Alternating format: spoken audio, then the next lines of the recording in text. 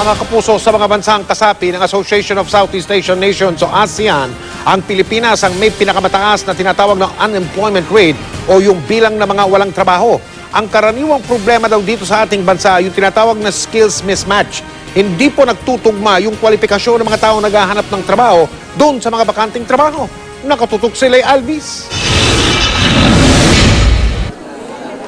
Ang haba ng linya sa Labor Day Job Fair sa SMX Convention Center, indikasyon ng dami ng mga Pilipinong naghahanap ng magandang trabaho.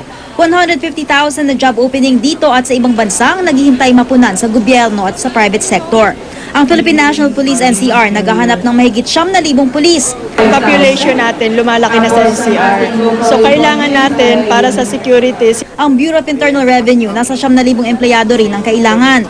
On top of our list are the accountants and the lawyers who could help us in our mandate to collect taxes. Marami aplikante ang target trabaho sa ibang bansa.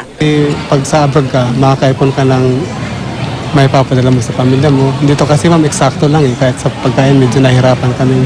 Ang iba trabaho sa Maynila ang hanap, gaya ng bagong graduate na si Roman Carlo. Ngayon po, almost 1 month na po akong walang work. Kasi po, siguro nga po, disadvantage din po yung dahil fresh grad ako, tsaka po yung height kasi medyo maliit.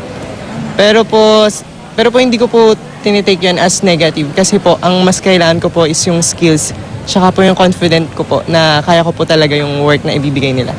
Si Myra may trabaho nga pero naghahanap pa ng mas magandang oportunidad. May mga companies na hindi minimum. So, matagal na ako sa company but then hindi siya minimum. So I'm looking for another job na suit naman doon sa sa qualification ko. Sa datos mismo ng gobyerno, umakyat pa ang unemployment rate ngayong taon. Nasa 7.5%, katumbas ng halos 3 milyong Pilipinong walang trabaho.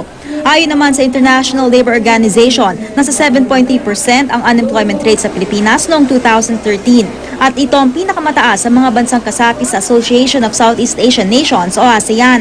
Yung target natin ng jobs na meet natin, malaki rin naman ang percentage ng job generated. But the fact is, dumami yung new entrant sa labor force. But with the growth rate now and in the coming years, I'm sure it will provide additional jobs for our workers. Isa pa raw balakid ang skills mismatch. Hindi raw tugma ang kwalifikasyon ng malaking bahagi ng labor force sa maraming job vacancies. Ang nakikita natin, example, karamihan ng kailangan ngayon mga technical. Pero ang pinoproduce natin sa koleyo, ang malaking bilang pa rin yung mga Bachelor of Arts, yung mga kurso na hindi nagpo-provide noong required skill ng ating mga kumpanya.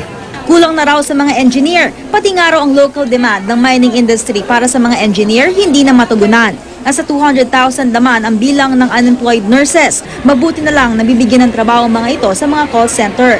Ang mga in-demand, mga vocational at technical skills tulad ng welders at pipe fitters. Lay Alvis, Nakatutok, 24 Oras.